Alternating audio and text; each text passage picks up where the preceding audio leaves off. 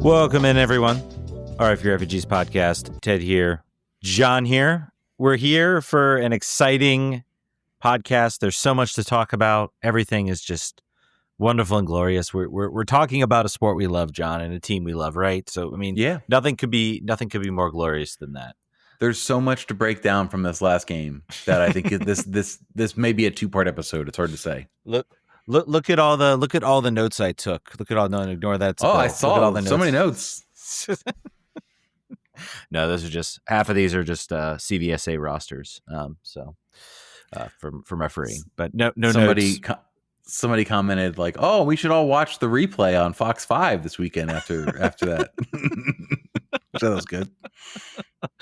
Oh man, only if you want pain and suffering. I have to tell stories. Like I had sort of forgotten. Like the game just got so bad. Like I had kind of forgotten, and I was like, let me check in. Let me check in on the radio feed because it was broken for a while, and then I'm listening to like the end of this radio feed at like 5-6-0.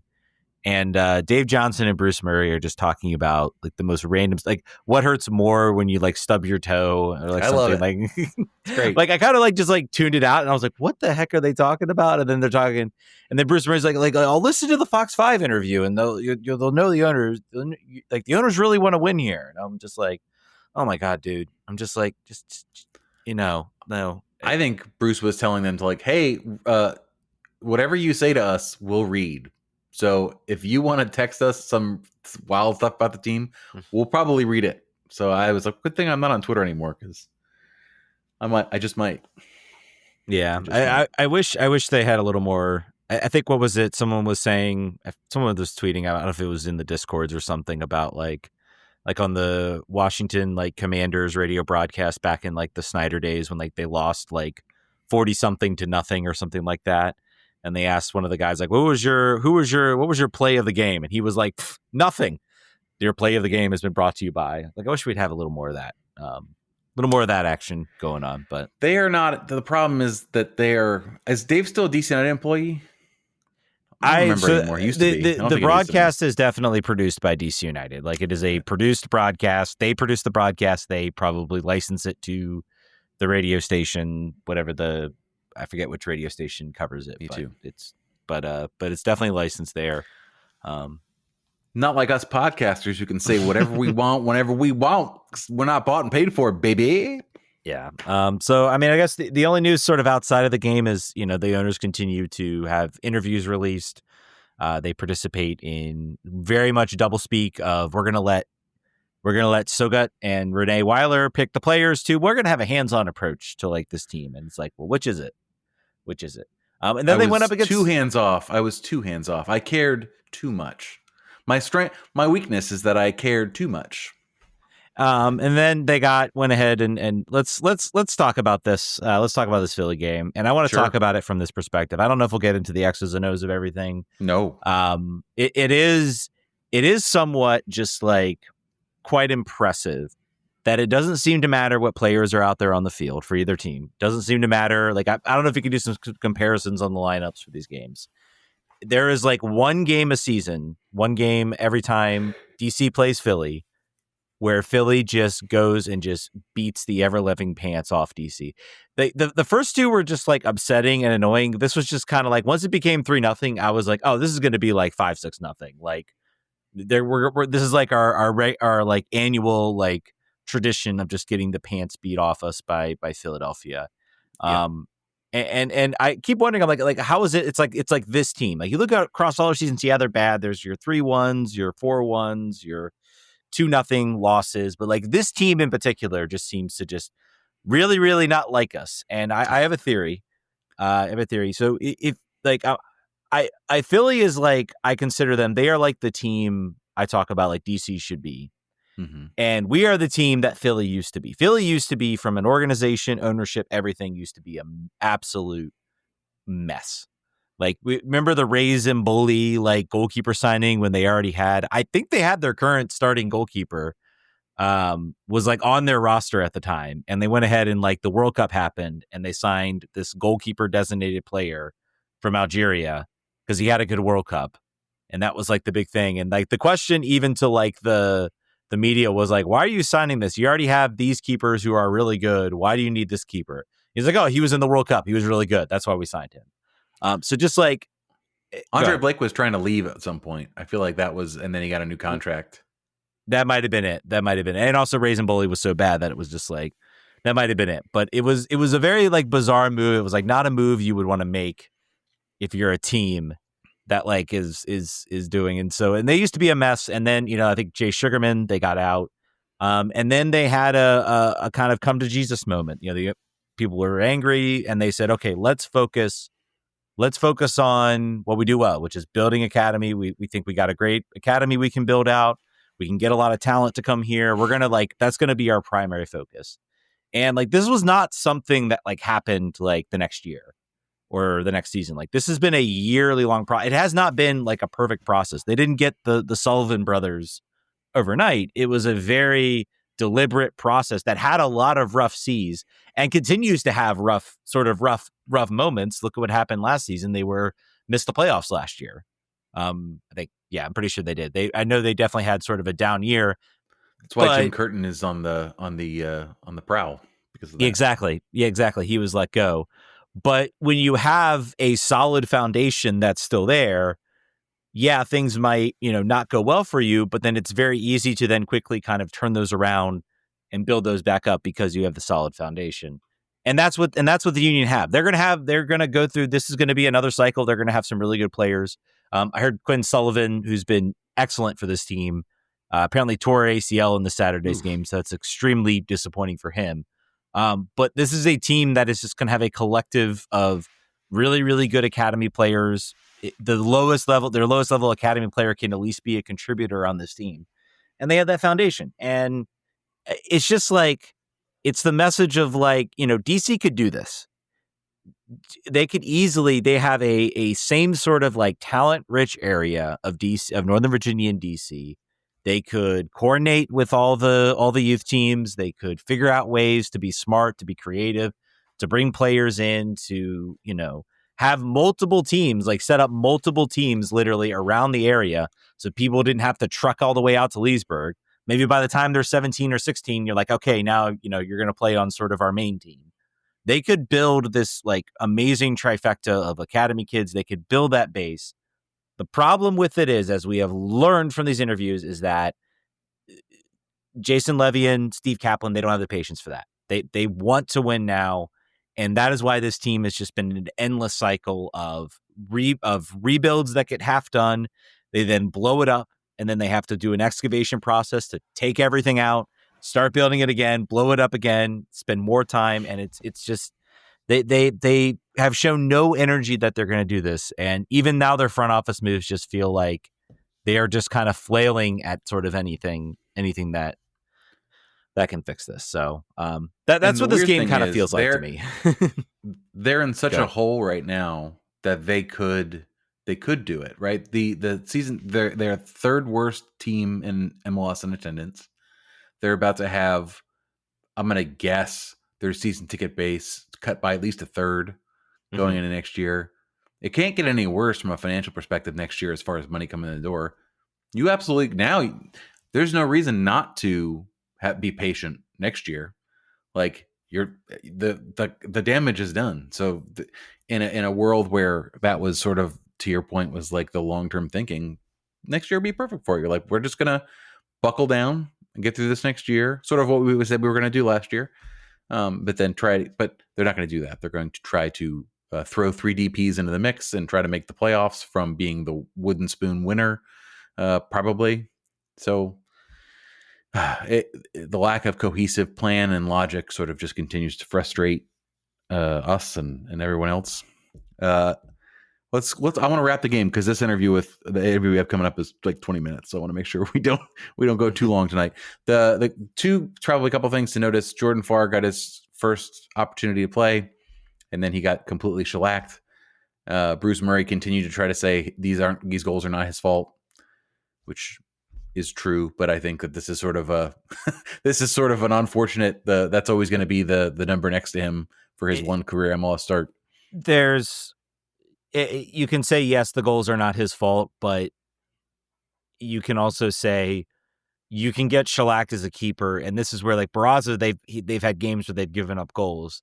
None of them have been his fault, but he's also come out and made some truly, like, impressive saves to prevent things from getting worse or to actually save a goal or two. That's really what this game was all about. It was DC had the XG was right around similar as far as like expected goals. 2.13 to 2.67 or something like that. It was crazy. Yep. And who had chances and who had opportunities. DC had chances. They had opportunities, but Philly just had that little bit of extra effort on defense. They were making slide tackles. They were getting in front of shots. And the entire defense of DC United, from Lucas McNaughton, which please tell me this is it. I think this is it for him. Kai Rolls also did not, cover himself in glory either. Defensively, neither Herrera or Antley could really do anything. I mean, they were just to watch, like, I think it's either the second goal or the third goal. It was like the long range shot, and it's literally like 5 defenders around him, and nobody picks him up. Stroud doesn't pick him up. Peltola doesn't pick him up. McNaughton doesn't pick him. No one picks up the defender that just is able to just cruise, like literally waltz right into the box and gets a basically a free opportunity to score. Defensively, I mean, this was just like a complete. I think after the second or third goal, this team just was just like, we're done. Close up shop. No one get hurt. Let's just move on to the next one. The damning quote from the post game from Christian Benteke. This came into the write up in the Washington Post. That was basically like, we had no idea what the game plan was. We didn't know if we were going to push. We didn't know if we were going to sit back. We didn't know. So I had to take it upon myself to try to communicate that to the team. So that's bad. That's not great. And Rene Weiler basically said this game proved to him a lot of the things about the mentality of this team that he already knew, confirmed things for him. So everyone is mad. Everyone's pointing fingers. Jordan Farr will probably not be able to look anybody in the face. He's probably like staring daggers at all of his defenders. Like, guys, I had this one chance and you gave no effort whatsoever. You just mailed it in, and I'm going to own this now. So thanks, because they're not going to renew my contract, and no other MLS team is going to pick me up, and that's going to be the back of my baseball card forever. Thanks. Well, he's got a contract through next year. Oh, well, then why was it a hurry to evaluate him then? I think just to see what he's about, but I'm pretty sure MLS. Let me look at the cup. I thought we talked about this last time. Like, he's the only player who's not on a contract next year is Barraza. Funny is Barraza. So I'm going to try to find the club profiles for the summer window. But I'm pretty sure that's what it was. June is definitely gone. Yep. I think that's clear. And I think I wanted to remind me before we end the show, there's a message that came in through Patreon about that I want to make sure I read. All right. We have an interview. This is the first time we've ever done this where we're trying to play an interview previously done live on the show. So I don't even know actually if the audio will come through the recording. If it doesn't, we'll put it in the audio for the download later. I think everyone on here will hear it though. But this is friend of the show. I don't know. Friend of all DC United fans. I'll introduce him now. Hopefully this works. In a RFK Refugees First, we're going to do a mid-show segment that was recorded previously. This is very live television, very TV news, which is something our guest knows a little bit about. But you will know this man if you have been either at Audi Field, at RFK Stadium, on the internet, whatever website is talking about DC United. Were you on Big Soccer? You probably were on Big Soccer too, right? Back in the day. I actually was never on Big Soccer. I was more something awful guy at that point. Fair enough. All right. So everywhere else the DC United is being talked about. Our friend Paul, a many-time podcast listener, famously loves podcasts, talks about how much he loves them all the time. But I wanted to have him on the show to talk about... Long-time caller, first-time listener. That's right. Talk about the events of last night at Audi Field, and then also just sort of get his pulse check on how things have been going. You've heard it here for quite a while, but I think Paul's got some views. Paul, thank you for joining the show. Thanks for having me. Glad to make a little time for this, because this has just been obviously an extraordinary year, which is probably the understatement of the year, but at the same time, there have been bad years. There have been rough years. There have been years where everybody's been yelling at each other. This is new. This is a new low, but this is also a new weird. Like, everything Jason Levine adjacent obviously has gone utterly, utterly pear-shaped, down to the noir writing GM. But that's just flavor at this point. The stake now is that, as you've probably noticed if you've been coming to games probably from about July onwards, you've probably noticed a lack of drums. A lot of that has come down to the fact that we all, as a group, all the drummers at this point, which is mostly La Banda del Distrito with pieces of basically the District Ultras, like they were the parent, but the children have eaten the parent, and we are all La Banda now. Pieces of Barra Brava, there's an odd Screaming Eagle in there, I'm sure. But we all just looked at this and said, this sucks. This absolutely sucks. We have been trying to move not just like the spiritual atmosphere, but it feels like we're actually trying to move the air itself. And it's not been. There has been a disconnect in the Audi era, and it's slowly been festering and festering and festering. And it's all kind of come to a head this year because it's another bad year. Hot shit, what's new? Who cares about that? It's more that people have stopped having the will to keep going. That's new, and that's terrifying. People have been giving up. Like, our silence is a weapon, because RFK from the beginning has been the loudest, the rowdiness. It is the 1.0. It is the beta of North American support. And what we've had in 2025 is people just packing up their stuff and going home. Sometimes in the second half, sometimes they go off and get a beer and never come back. They started leaving before halftime. When we weren't even losing. That's another level of madness that I couldn't reconcile, because, as God help me, I am not just a District Ultra, I'm a true believer District Ultra. When we say 90-minute mentality, I'm the guy. I bought into that. I believe if you come in there and you start, you finish. We have rooted for some of the worst teams in league history, and this isn't even that. Believe it or not, this is not even the worst DC United. If you're new here, first of all, God help you. But if you're new here, and you think this is the worst it's ever been, it's not. But in terms of the psychic vibration of it all, this is a nadir. This is the absolute subterranean stuff. So people gave up, and they've noticed, right? Like, the ownership has noticed. And that leads to the events of the last few days where. And I want to say, I want to chime in first. So this was so you mentioned before you got together with the drummers and said, we're gonna pull the plug here for the rest of this year for a myriad of reasons. It could be 10 different things, but that was a decision made. And this is not the first time that this has happened. Even this year, there was a no drums situation at the beginning of this year after the preseason in Saudi Arabia. And what was the result in that? I thought, was that last year? That was 2024, right? Time is folded up on me in my mind, so don't feel right. So, but all that to say, this is not unprecedented, and in fact, it bore almost instantaneous fruit when it was done, where the ownership had to come out and meet with fans and say, "Oops, I didn't know you didn't like that. I guess I won't do it anymore." So, all that to say, this is something with a track record of success, and up until this weekend, had been uniformly followed since it was sort of announced either publicly in some spaces, but also privately among the members who would know better, right? Yes. Like, this was a leadership-wide. There wasn't like an official communique. We did not put out a press release. But leadership spoke to each other, and we spoke to our people, and our people spoke to each other. Because look, this is DC United. This is the 10th most important team in town, right? In terms of media coverage. We are not the beating heart or the pulse of this town, but we are what we are.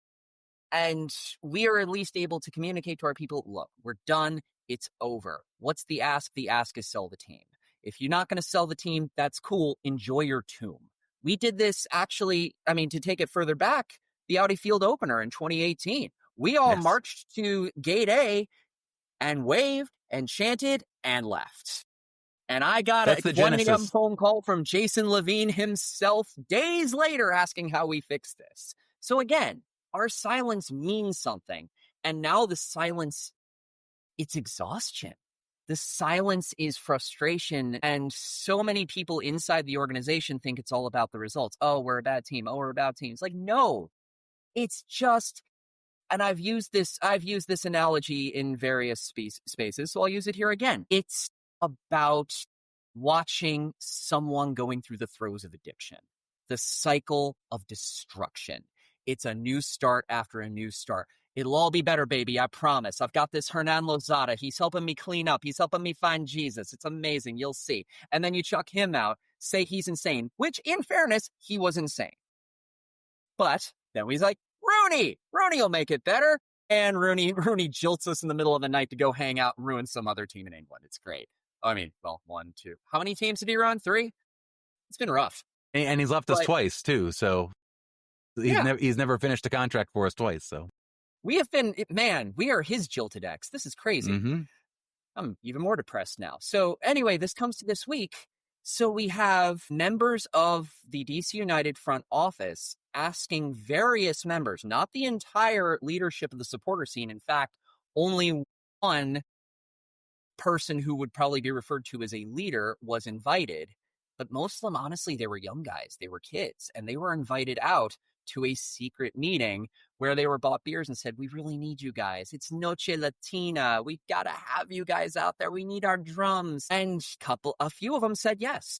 A few of them said yes for the exorbitant price of free tickets to Noche Latino. And I have to say, I was mad. Let me tell you, and I need to put this out there. I should not be mad at those people.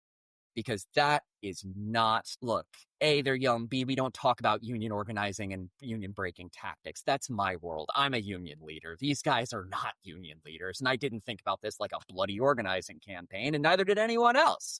But they came in and said, we need you, appealed to their emotions and offered free tickets. Okay, I get it. You took it. However, how bad is that? This might be the first MLS team that I can think of that actually had to bribe its own supporters to show up. That is a level of depressing and sadness that I lack good vocabulary for. Yeah, I was upset. To your point, it's a good point. I think it wasn't. I think we were saying that was scab behavior. We were getting a little upset about it in the Discord, and it did bother me. It bothered me because what had been done before had been successful, and to remain successful, you need to keep your unified front. And I don't know, maybe it was a lack of messaging on our part to make sure. I don't say our part. This is your you're world part of this much too, more dude. than mine. You're part of the scene. You're part of the ecosystem, dude. You are absolutely. We all get to own our tiny little piece. It's like the Green Bay Packers, man. You're a part of it. So I think maybe we could have done a better job explaining why this was going on, and also maybe even say they may come to you. They're going to be desperate. They may come to you and say, "Please help us out," and here's why you shouldn't. Maybe that was it could have been done. But I think if we had to rank order, there was at least one leader that was there and said, guys, maybe this is a terrible idea. And then they did it anyway. But again, the worst part of it all is that they still left at halftime anyway because it was a Philly game. Why would you want your triumphant return, the annual virgin sacrifice game? Look, 6-0. What's new? Was it this year? Was it 2022? Which 6-0 are you talking about? They left before halftime. Your bribe made everyone look stupid. Your front office looks stupid now because now you've bribed your supporters and it didn't work. The supporters look bad because you have dissension within the ranks. The fans look bad because, my God, we thought we had our thing back and they're gone. Why are they gone? Everything's gone. It's just depression after depression after depression. What do you say at this point? We've got 2 more games and there's still probably some way for us to look more pants on head crazy as an organization and a community. And I don't know what it can possibly be because I didn't have Amazon ebook general manager in my bingo card. What do you say? We keep drilling down to find new floors. So that's something I don't want to take too much more of your time up, but the the thing that people have been asking me that have been short-time fans and even some longer-time ones is trying to rank order, and you kind of got into this, how bad it is now versus how bad it's been. And the performance on the field is, in fact, bad, and historically so. And we've been out of the playoffs now for 6 years, and we're probably gonna get the wooden spoon again after, a restart of the new plan where we're gonna get out of the basement, we're gonna pay our taxes, we're gonna get back to zero or even at least. And now that's not even gonna happen. But I think for me, like, why is this so bad? And for me, there's always been the promise of a future. We've always had something like right around the bend where we could look for it and say, as soon as we do that, then we'll get back to where we're supposed to be. It'll be a new stadium. It'll be, okay, we got that. It'll be, we're going to have greater investments in DPs. Okay, well, we kind of did that. We kind of didn't do that. All right, well, the old coach was bad. We needed a new GM with a new vision and a new coach. Okay, we're going to do that. Okay, that didn't work out. You continue to have the sort of the trapdoor pulled on you, and it creates a serious sense of distrust and also disinvestment, because this is something that we all give to varying degrees, our time, our money, our blood, our sweat, our tears, our attention to. And the payback is only that you want it at least nearly as bad as I want it. That's what makes you do it. And also the community that you get from it. Because that's that part, the big one. But because that part is the hole is in that bucket of you want it as bad as I want it. It's easy for the community to start to fade away, because there's going to be people that are in it for each other. And then there's people that are in it because they care for whatever reason they care for it. And the community part is good, but it's not their animus. But it just feels so much worse to me because there's nothing around the corner that I believe. The community that was there feels gone. And it feels, I mean, part of that is age and like change, and that happens, but like, it just feels substantively different and worse. And I have no trust. I have no trust built up with any of the stakeholders here that are going to tell me that things are going to be better. That's why I feel it feels worse than it ever has before. No, that nails a lot of it, because what we lost what better time to talk about this on something called RFK Refugees? We're missing the Lot 8 connection. We're missing the community building, because every group was next to each other.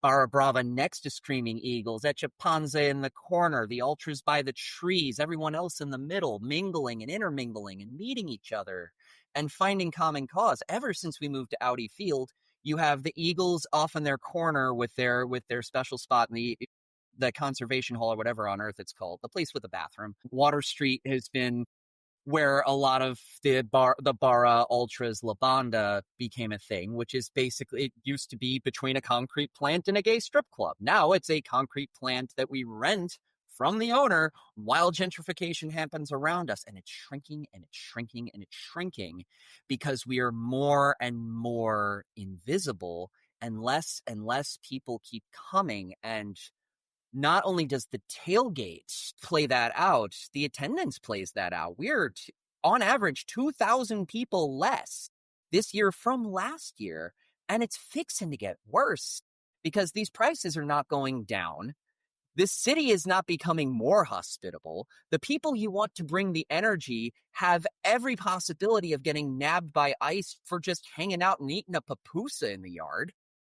Like, what's the drive? And the drive is the community. Like, for me, and I've always said this, is that I am trying to forgive the woo here, but I'm trying to generate spiritual experiences, because I think drumming and singing and dancing for a common cause, even if that common cause is even a mediocre American soccer team, you can induce amazing things. You build things, because this is practice. This is practice for the big stuff that's going on all around us right now. And that's gone too. There's so few things tying this. Like, yes, you could absolutely claim that we all just want to be 27 years old again. Clearly, I'm not. However, it's nothing that can't be reclaimed with the energy, and the will just isn't there. The people aren't singing. The people don't want to sing. The people don't want to learn the songs. People say, oh, sing the 4 songs we all know. And then we do them, and they don't sing those either. So there is it's the miasma. It's the pure, I don't know, we got to put Zoloft in the Modelo that you're throwing at me every goal. I don't know what you do. I'm not the guy who knows the answers on how to fix it. All I know is that this is irreparably broken. Something that's new has to come from the ashes. Yep. A great place to leave it. It's broken. We don't know how to fix it. So we need something new. Now that We've you're talked cheerful, about it. see you next week. Right. You and I have talked about it before. It does all come down to Lot 8. I think this podcast exists because of Lot 8. My commitment to this team in general, but also to doing this, it all comes down to the people I met, the relationships I made, I'm a fan of lots of sports, but it's a sort of a hackneyed thing to talk about the difference between a fan and a supporter. But I think it's legitimate. Like, I'm a fan of the Nationals. I'm a supporter of DC United. I always felt like, and the way that you felt at RFK, to be an old person, is you didn't just feel like a customer because it was such a shitty stadium and everything was like, I could go anywhere and get something better, but it was like you felt like you were a part of a community that's like, we're going to all meet here and do this thing where what it is doesn't really matter. It could be anywhere, but we're all coming to this place to do this thing together. And that was powerful. Like, I had never felt that before at anything in my life. I've never been in a union before. I've worked like whatever jobs or whatever, but to even have that sort of like common shared purpose where, you know that the big money's not coming in, the glory days probably aren't that close anymore, but we still have each other. And that makes all of this worth it. And that makes going to Super League on a Tuesday with 5,000 of your best friends worth it. So that's gone. It has to be replaced with something. I don't know what it is. We still haven't figured it out. It's not going to be the team run thing that they did this weekend. That won't be it. But in order to get even a piece of what we had, something like you said, that it acts as like the central gravity point of building community. You have to have something to orbit around, and it has to be this thing that someone sees and says, I want to be a part of that. I want to do that. I want to organize my life around this thing. I want to go on road trips to go watch them get beat 7-0 up in Philly. That's what you need. And if you don't have that, you're just a customer again. You're not, that's all there is left. So on that wonderful note, Paul, PK, thank you for joining me. I've always kind of wanted you to come on. I thought this was a good timing. And we always say, where can people find you? All over the internet, but you're on Blue Sky, at least I know that, on the Discord. I mean, at the end of the day, just if you ask around, where's PK, someone will pass you my phone number, my email. Just throw a rock with a note on it saying, why are you so loud? It'll go through the window. I'll read it in a day. It's fine. Dude, thanks for having me on. Thanks for being there. So I have to insert it later. Sorry, live crew. I was like, I can't hear anything. By the way, Jordan Farr, contract through 2026 with an option for 2027. So he is here next year and under contract. And that's kind of the biggest thing about a lot of these players is you're talking about the evaluation. You talked about how apparently it confirmed some things. I'm like, buddy, I don't know how to tell you. I don't know. Like, there are a lot of players.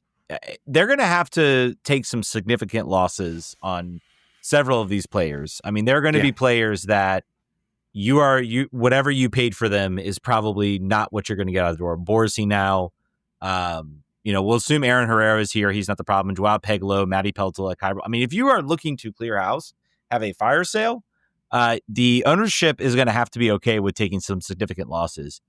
And what we've seen in the past, if we think about 2024, was they did none of that. They kept all the players. They did not like fire sell anything or push anything out or create something different or something new. So yeah, I legitimately do not know what they are going to what they're going to do here. It really doesn't seem very good. So questions. Let's run them. Let's go through them. Pretty Fish says, do you think we will end up with the wooden spoon? We are on 1 point ahead of Galaxy, but they have a game in hand. I'll tell you what. Yeah. I think there could be a wooden spoon. The potential like championship for the wooden spoon could be on decision day between DC United and Atlanta. At the very least, it'll probably be like a decision day for like bottom who finishes bottom of the Eastern Conference. Mm-hmm. The worst decision. I think decision day. Worst decision day. Bear Witness says, I know Pablo reported that our entire scouting department has been fired. How significant is that? How have other teams overhauled their scouting department like this and found success? I don't know if like I can't think about other teams, I guess, that have overhauled their scouting department and found success. I will tell you, if you're somebody who's looking for a job, you're either really desperate to go work for DC and you have zero options. Because if you have options, why would you come here? Why you already had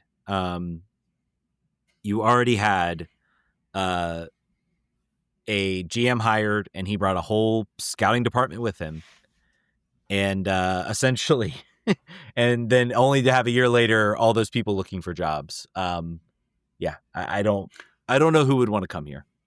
I don't think it's a big deal because I don't think we've found any gems with our scouting department really to be really super excited about. So I think that I'm okay with starting fresh. Like Ted said, it will be a hard sell to someone to pick up sticks and move here, knowing how quickly things turn.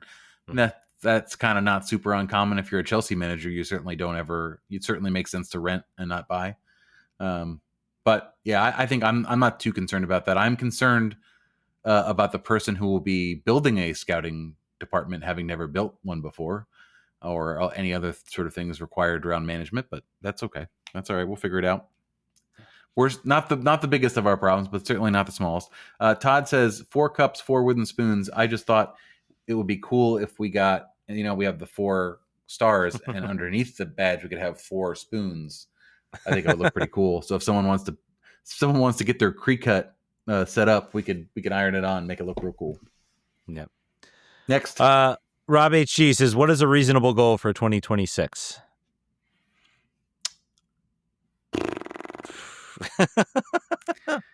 I'm gonna go there. You know how like everyone knows, and it's even a meme. Like when you're at a factory, they've got the days since injury countdown board. I'm gonna go a full 365 days of no embarrassment. If they could achieve that, if they could achieve a full year where none of us are like, I am embarrassed to be a supporter of this club. That would be, aside from like anything that is like lingering from now, but like new things, like a new article from The Athletic that says they are once again having staff be security guards, things like that. Like no embarrassing things. That's my goal. What about you? Yeah, the on the field thing would say 9th place, like sneaking into that play-in game last day of the season. Honestly, maybe like realistic goal might be like, let's make it through September, October before we're eliminated from the playoffs. Honestly, that may be nice. a realistic goal. Rob also says, given Levian's inability to stop his passion to help from becoming meddling, what is the best that could be expected in the next 2 to 6 years? And finally, what is as soon as one might reasonably expect a change in ownership? 6 years, 12, 20? I don't know. I keep going back to this whole interview, and the one thing that maybe gives me some hope is that maybe they are just looking to just get this team in good enough shape to where maybe they are looking for like a major investor to come down the line. Maybe again, they're doing all this stuff in Baltimore. If that falls apart, maybe they're just like, you know what, we're done with this. Let's cash out. We got the money. I don't know. Winds can change, things can change. Economic situations are pretty, tumultuous. If I would again always be concerned. I'm always concerned about who's going to come and own this team. And we have the Saudis out here buying EA Sports for like $50 billion. Your favorite things are getting swallowed up by the investment fund there. So I don't know. What are your thoughts? What are your what's the best we could hope for in the next 2 to 6 years? And do you see any change in ownership? You could absolutely blind fire signing players and stumble into a team that's decent. It could happen. It's not like every MLS GM is a genius, like a football genius of all times. That's not necessarily the case. It could happen. So the best case scenario is we create a team that is competitive. To just get in the playoffs. I think that would be probably our best case scenario. As far as like selling the team, I think you would need to have a bad year next year off field. You'd have to have season ticket renewals at 50% for next year. I think you would need to see bottom, or I would say probably they're not going to go any lower than they are in the attendance rankings. It's kind of stuck there. But maybe it will go lower with those season ticket holder things. And then continued sort of errors on the field. 3 DPs as promised, none of them pan out. And they've cycle coaches again. They fire somebody else. I think at a certain point, what you want to do with an asset is sell it when it's at its peak. I think that they know that they're so far from that. It might just be they're still way up on their investment. Yeah. So I think if this continues for 2 years, it's possible they might say, let's give somebody else a hack at this and we'll go do something else. Yeah. I mean, you never would have thought they would have maybe sold their stake in Swansea, and there was enough turmoil, enough people being upset about that they said, we're done. Yep. Why would this be different? Yeah. Obviously the difference is they own that stadium. There's a lot of investment in it and everything like right. That just means more when they cash out. Exactly. So we'll see. I think also it's reasonable to expect they, luck themselves in. I mean, right now, if you really think about this team, I mean, they are just cycling through gambling, and they're gambling. It's just like, let's roll the dice on this one. Let's roll the dice on this one. And then there are chances that they might, luck into a Rooney Acosta type deal and things look unbelievably better. They ride something for a couple weeks. They make a run to the playoffs. Maybe they make like a second or third round. As far as like, is this team, do I think in the 2 to 6 years this team is going to be a championship contender with the centership? Absolutely not. I think the best you can hope for is sneaking into that 8-9 playoff spot. Also, like, things can change as far as the shifting winds. I think the biggest thing about right now about the Eastern Conference that is so incredibly tough. The Western Conference is far softer. And but those things can change extremely quickly and can shift. Miami, I think it's pretty clear, like even around everyone, that like Miami is literally just held up by Messi. As soon as Messi leaves and like all that talent leaves, that team is going to just like completely self implode. As Matthias Klick apparently says, like how messy things are down there. I don't know if you saw that interview he gave. I did. Don't go there because his dad runs a team. Fair enough. Prior to this is from Ryo77. Prior to the Audi Stadium deal, how real was the fear DC would lose his MLS team to another city? Does this suggest recency bias to those who think it's never been worse for DC United fans? I answered this in the Discord and basically said that at the time it was a very real threat that they were going to go. St. Louis was one of the teams that was cities that was very tied to this team. Don Garber said as much. He said the stadium situation is untenable. It wasn't about performance; it was about the stadiums, which is always what it's about. It's can we bilk a city for money, and then we'll take it, and then you're fine. So it was real, and I remember being really concerned about it. Like I don't know what I'll do if this goes away, because it meant so much to me at the time. And like I said on Discord, if you were to tell me that today, I'd be like, all right, well, I guess you got to do what you got to do. I understand. And hope for sort of the Columbus situation where Columbus goes to Austin and the MLS just auto renews and gives them a new owner and a new stadium, I think too. So yeah, it was a real threat. There's not a recency bias, and we've talked about it 100 million times. For me, the issue here is there's no like coming soon thing that will make everything better, like there always has been as a DC United fan. There's always been like, well, this is when we'll spend and we'll get the stadium and we've got Rooney. We're going to build on Rooney. All right, we got a new coach that's got a lot of new ideas and we're going to give him time. All right, well, we've got another new coach who's got new ideas and a GM and we're going to give him time. All right, we've got a new coach that's very experienced and very expensive and he's undefeated. Well, we got a GM that's never done this job before, but he's very smart. So there's no card left to play. There's nothing that you can hold your hat on. Like, all right, well, we just got to get through this one thing and then we'll be better. Things might get better, but this time it's not due to we're not coming up on something. If we do better, we just found money. Basically. Yeah, I mean, if you point to one thing, Jackson Hopkins is kind of the one silver lining, and I said in the one tweet I had there, I said it showed. And I wonder if maybe that was part of Rennie's like confirmation, because if you watch games when Jackson Hopkins is out there. He is kind of everywhere as far as the front press.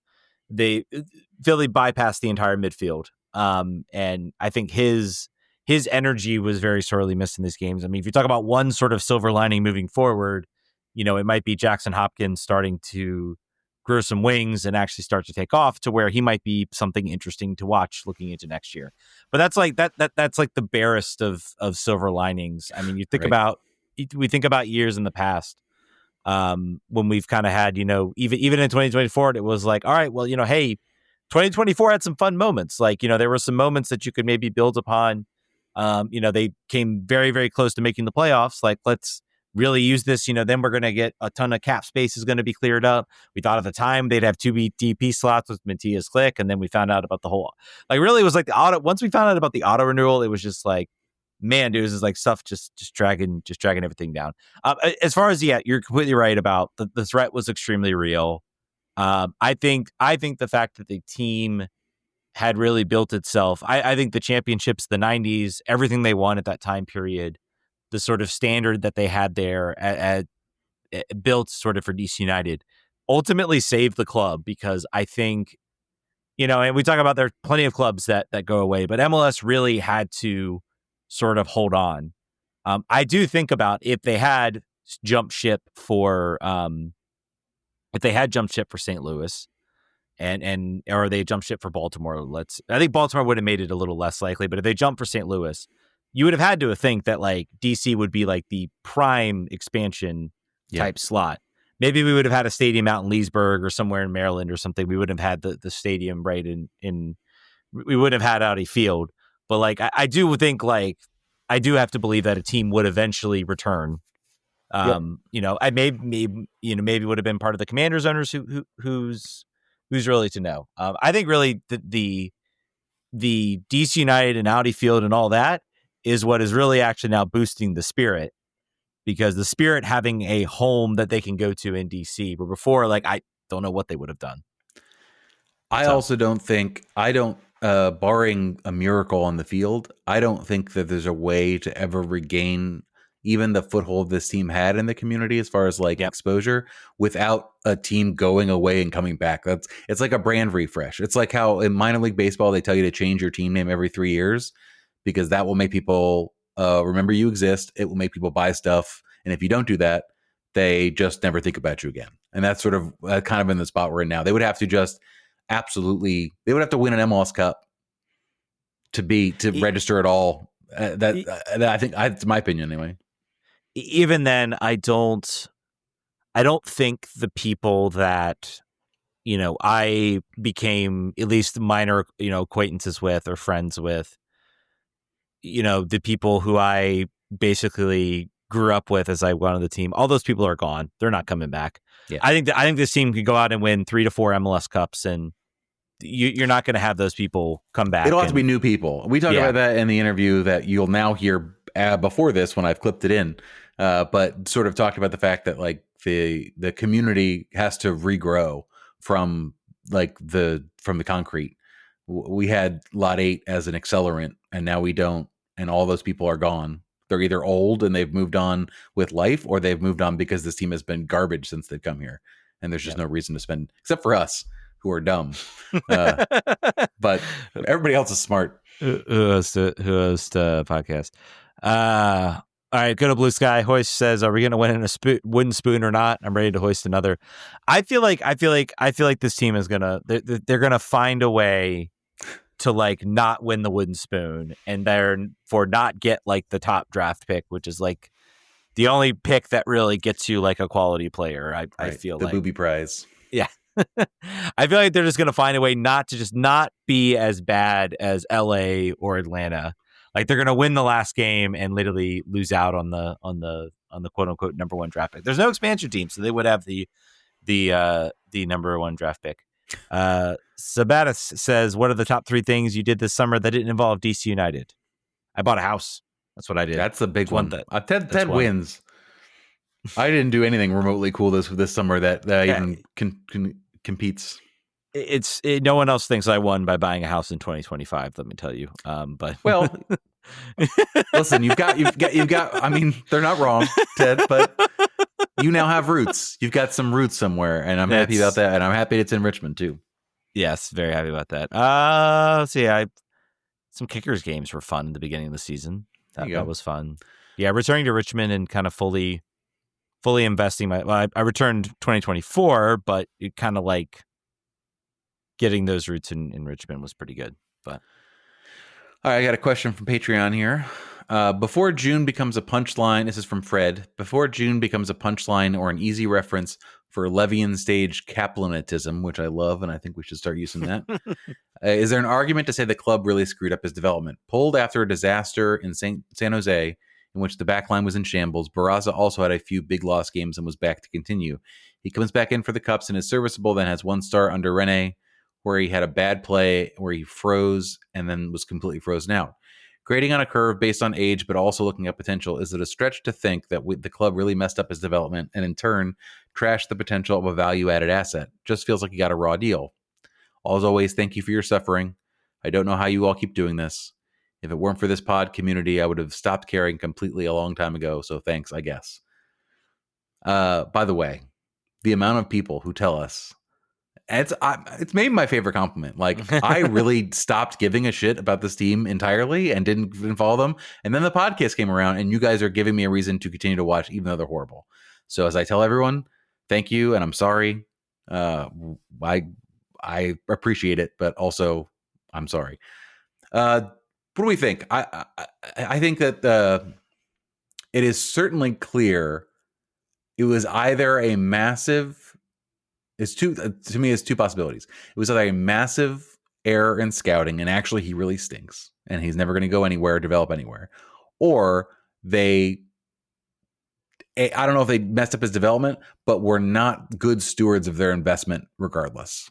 They spent this money, they propped this player up, and then they didn't do anything in which to grow that confidence. They didn't loan him out. They didn't continue to give him more chances. Barraza obviously outplayed him. I don't think that's really a surprise. An MLS, guy who has started in MLS before, and then a young kid.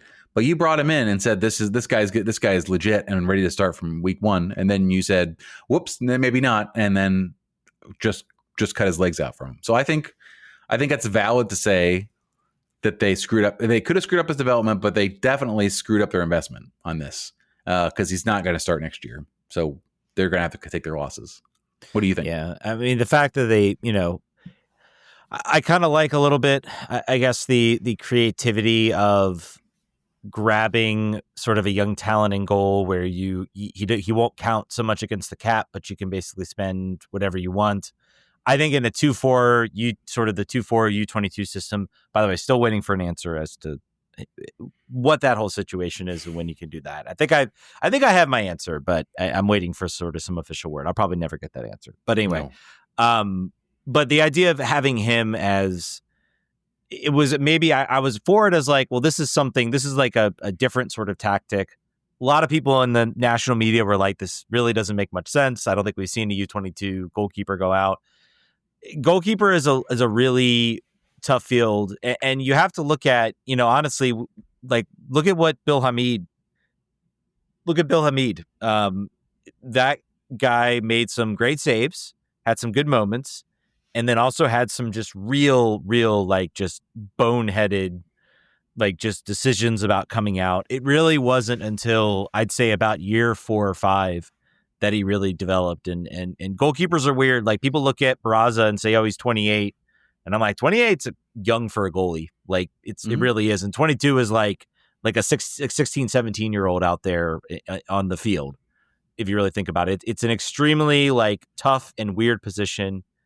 I think it was, from what I gathered, I think there was a Korean player, I think, that signed for Minnesota. And I think DC was chasing him as kind of he's a good player, but we need to give some sort of, like, someone he can talk to on the team. I think I kind of wonder, like, I think they maybe should have gotten that deal across the line and then maybe done this one. If they didn't get it, maybe they would move on, because, I mean, it's tough to assimilate in a country that you don't know the language and you don't have a commonality of player. I mean, we look at, what Pirani being here and having Pedro Santos, who's obviously Portugal but speaks the same language of Portuguese. I think that is a crucial element, particularly with younger players, is having somebody that they can communicate with in sort of their natural language, who can, tell them certain spots to go to. And I think that I would not be surprised if that sort of played into the role, especially when you're struggling. Yeah. And there isn't really anyone else other than the interpreter who knows how long they paid for that. They had that in there. I would hope they still have somebody in there for him to communicate. But I think they probably do. Knows? Yeah. Pirani's an instructive example too, because he is a much different player than he was when he started. He's much more confident on the field. He's more expressive. He's doing better. There's you got to keep him, by the way. At this point, yeah. Look at the rest of the team. We got enough holes. You can keep him. You can figure out a way to make him useful. Yep. And he's still going to be on that U22 roster slot. Brendan Zabron said, would this season be any different if we kept Ted, Click, or Matai? Matai, no. Matai would have been the same. Click, I don't know. I don't know. I don't. You're shaking your head. That well, how do we think? You don't think the season? You don't think maybe they would have you think they would have been maybe out of the wooden spoon if they had Matthias Click out there in the field? Maybe we're not talking playoffs, but we're talking maybe they're. So if you swapped out Brendan Cervania, basically for every game which Cervania pit, I think it would be a couple points better. I think we'd still be very much in the fight of the spoon. Yeah. Obviously, he couldn't get minutes in Atlanta, who is a team just marginally better than we are this year. He's now playing for the team which he started in Krakow in Poland. Not really running very hard, by the way. I watched a little bit of him this weekend. I don't know. I don't think it's a big deal. And I think Ted Pietro hasn't really let it on fire for Columbus or for Colorado either. He's not an every game starter. I don't know. I think that we would be marginally better, but we would certainly, I think, be in a very similar. I think the coach still would have been fired, for instance. I think it's very possible. I think it's clear this team wanted to elevate and they did not elevate. Ted, with regards to Ted, I still have this feeling that if he were here, he would at least still be happy, possibly. And I'm always of this opinion. It's for me, it's there are players that every single player at this level is has the potential to be good. Every single player playing on a top level professional team has an opportunity to be good. It's just a matter of how happy they are sometimes, particularly with players who have recognizable talent like Teku Pietro, Gabriel Pirani. To me, it's all about how happy they will be. Matai's the only one I'm I think Matai would have been on the bench. He would have either been loaned out to Chattanooga or somewhere else. By the way, still have no idea the MLS Next Pro team announcement that was supposed to happen. 48 hours ago, 2.5 weeks ago. Still nothing there. Matai also is not even playing for the under 21s right now for Bournemouth. So tough play there. I think this is I always worry about the 18-year-old jump to Europe, about the longevity of career. Obviously, you get a payday up front, but maybe you can always fall backwards, right? You can always Caden Clark it. You can always fall backwards into MLS. The jump to Premier League level to me is always the most concerning, particularly for an 18-year-old. Because you talk about Griffin Yao made the jump to a very small team in Belgium. They paid $500,000 for, but for them that was a big expense. So they've made a lot of investment. Bournemouth is not a big level Premier League club, but $2.5 million is literally a tax write off for them as far as a player acquisition. They sold a jersey for me and a couple other people, and it was worth it for them. Yeah, basically. And even then, if they didn't make money back, they're not gonna of the 200 million, $300, $400 million they get every year for being in the Premier League for the TV deals and the ever-growing TV rights. It was literally a drop in the bucket for them. Not that they don't want him to be successful and maybe are looking for opportunities to make him successful, but then it's kind of all right, you're here, buddy. Now you got to show us, you got to prove to us. Where if they're spending 10, 11, $12 million, then maybe they care a little bit more. That's why I would have been for Matai going to maybe a German club or somewhere else, that's maybe a little smaller, where like the 2 million or 3 million or however much they spent, maybe would have been a little more useful, let's say. Brendan Cartwright, you asked a bunch of questions, buddy. We're sorry, we're going to go with one. We're going to go with one from you. Let's say D United does sign some amazing attacking talent in the offseason. It can be a 10, a winger, a striker, whatever. Who, in your opinion, might be the current player to benefit the most? Benteke, Pirani, Peglo, Stroud, Hopkins, Barraza. I think we've all been wondering, like, I think people are kind of assuming like Benteke's back after the press conference. Like, do you think Benteke is coming back? You think he's done? I think he's done. I think that was a subtle farewell, saying these jokers in this con car. I want out. I want off of this. Yeah, I'm not enjoying myself right now. Who's the current player who might benefit from, say, a number 10? I'm gonna say Pirani. Pirani would benefit from a high level number 10 if he's here next year. It takes the pressure off him to do what he can't do, and allows him to be a second striker. I think that's the way to do it. Yeah. And again, I mean, we talk about the stats, his passing, he is not setting up like these like incredible through balls that like set up goals and opportunities, but his numbers as far as like creating shot opportunities and getting expected assists have gotten better. So if you surround him with a number 10, take some of the attention off of him, maybe he's a player who elevates. Peglo, I think, could also elevate. With a player Peglo's really got to make a step up for me. He started off so hot, and I have been relatively unimpressed with almost every appearance. I mean, he's been fine. He's been very fine, but this team needs him to be way better than just fine. Well, and again, this is a player.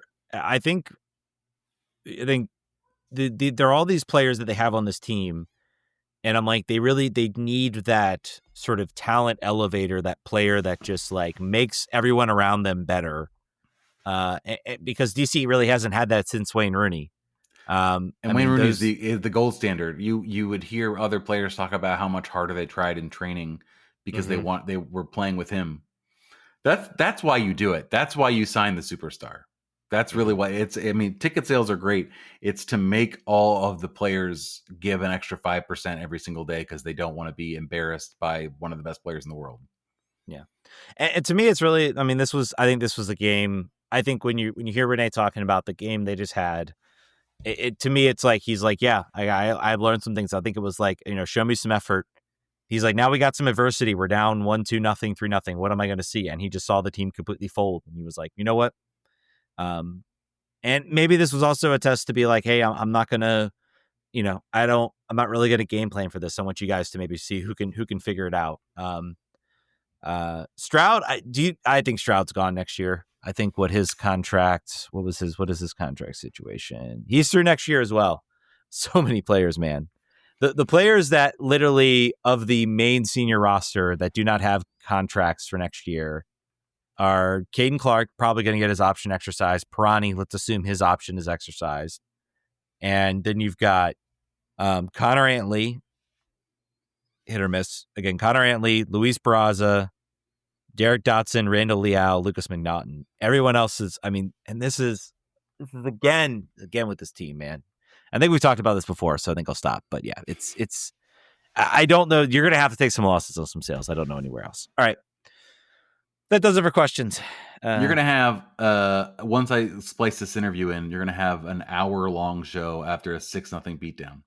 So cool. If you guys can all make it through that, you get a gold star at the end. Please let us know that you did it and you get the gold star. All right, folks, that's going to do it. We will not be on next week. I am going to be out of town. And then, of course, there's the lovely international break. So we're going to maybe... until you see us.